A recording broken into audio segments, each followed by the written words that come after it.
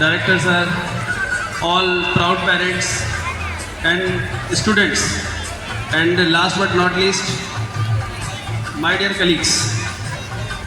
Today we are celebrating 79th Independence Day. और the historical history of Independence Day you know very well. अगर हम बात करें कि हम 15 अगस्त 1947 को आज़ाद हुए थे, तो आज़ादी हमें काफ़ी संघर्षों के बाद मिली। और हम जिस मुल्क में रहते हैं, जिस ज़मीन पर रहते हैं, जिस धरती पर रहते हैं, जिस धरा पर रहते हैं, अगर उसकी बात करें तो उसका इतिहास हज़ारों वर्ष पुराना है। और भारत एक गौरवशाली अतीत को समेटे हुए अपनी गोद में सिंधु घाटी की सभ्यता लगभग 3300 ईसा पूर्व स्ट्रक्चरली वेल मेंटेन्ड आर्किटेक्चर जो खुदाई में मिलता है हमें, जो लोग सोच भी नहीं सकते थे। पक्की ईंटों के घर, ट्रेडिशनल रूट्स ऑफ सी से ट्रांसपोर्ट होता था।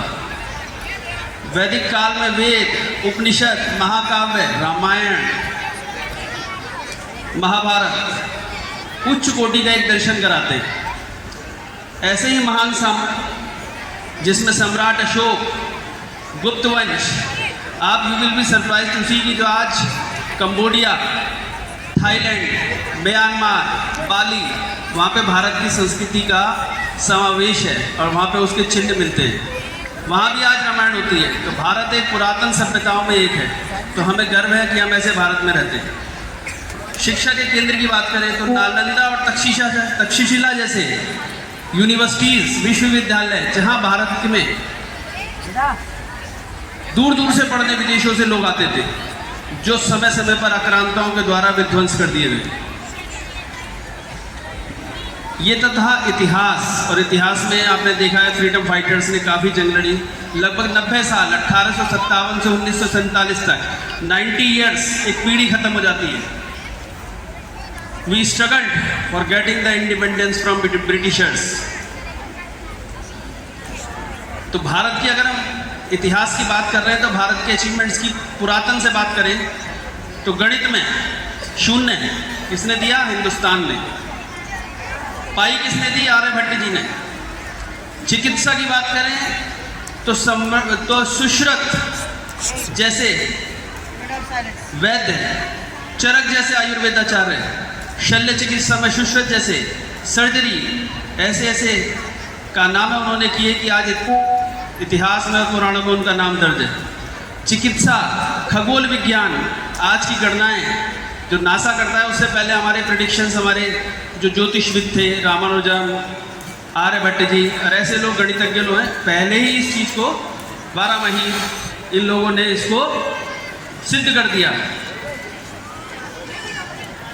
वास्तुकला में बात करें तो जैसे आज आप देखते हैं कि ताजमहल, कुतुब मीनार, इससे भी पहले कोणार्क का सूर्य मंदिर, महाबलीपुरम के स्मारक, अजंता एलोरा की गुफाएं, ऐसे हमें आर्किटेक्चर मिलते हैं हिंदुस्तान में कि हमें गर्व होता है कि हम ऐसे हिंदुस्तान में रहते हैं, ऐसी धरती पर रहते हैं। आज जो ऑब्जेक्टिव है हमारा स्वतंत्रता दिवस मनाने का, वो हर साल कुछ few points that I would like to describe. We give tribute to our soldiers, those who have led their lives during the freedom, during the maintaining the freedom. अभी ऑपरेशन सिंदूर हुआ है, उससे पहले भारत ने पाकिस्तान से कई जंगें लड़ी और सारी जीती। चाइना से जंग लड़ी हमने 62 में, 65 में लड़ाई हुई हमारी, 71 में हमने बांग्लादेश के खिलाफ लड़ाई लड़ी, सारी विजय करी। तो ऑपरेशन सिंदूर हमारा एक नया जो जीत का सेहरा है वो भारतीय जवानों के सिर पर है। आज हम उनके बलिदान को सम्मान करें। We give tributes, we are very thankful to the soldiers. तो प्राइमरी ऑब्जेक्टिव है हमारा कि उनका सम्मान करना, और सेकेंडरी ऑब्जेक्टिव है कि एकता और भाईचारा, university and brotherhood, universal and brotherhood, that we would impart, develop in our society. Above all, we are Indians. We should not discriminate each other on the basis of caste, creed, religion. Third objective है कि we should respect, we should learn, we should understand the duty of a true citizen. कि एक सही citizen की क्या जिम्मेदारी है, उसकी ड्यूटी हमें निभानी है. और फोर्थ ऑब्जेक्टिव है we should commit for the growth of India.